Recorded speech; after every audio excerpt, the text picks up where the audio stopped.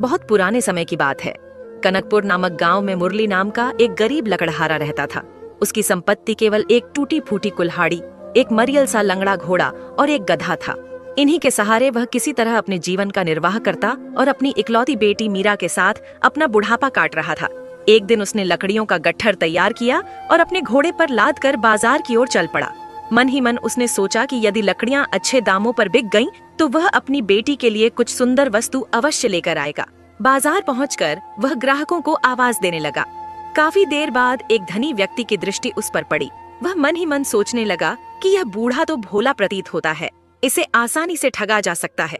उसने मुरली से लकड़ियां खरीदने का नाटक किया और 2 चांदी के सिक्के उसके हाथ में रख दिए। सौदे की शर्त में उसने चालाकी से यह जोड़ दिया कि लकड़ियां जैसी हों वैसी ही उसे मिलेंगी। भोलेपन में मुरली ने यह मान लिया, किंतु जैसे ही उसने घोड़े से लकड़ियां उतारनी चाही, धनी ने उसे रोक दिया और कहा कि सौदे की शर्त के अनुसार लकड़ियों के साथ घोड़ा भी उसी का हो गया है। मुरली हतप्रभ रह गया।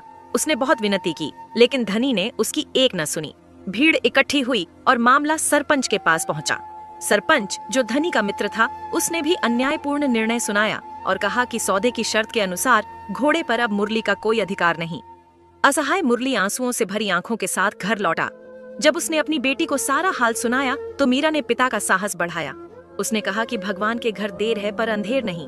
अगले दिन प्रातः मीरा ने स्वयं लकड़ियों का गट्ठर गड्ढे पर लादा और बाजार की ओर चल पड़ी। संयोग से वही धनी व्यक्ति उस दिन भी किसी को ठगने के इरादे से बाजार आया हुआ था। उसकी नजर मीरा पर पड़ी और उसने सोचा कि जैसे कल घोड़ा मिला था, वैसे ही आज गधा भी उसके हाथ लग जाएगा। उसने मीरा से लकड़ियों का सौदा किया और वही पुरानी शर्त रखी, लकड़ियां जैसी हों वैसी ही मिलेंगी। किंतु मीरा ने बुद्धिमानी से जवाब दिया कि पैसे भी उसी हाल में दिए जाएंगे जैसे वे होंगे। धनी हंस पड़ा और उसकी बात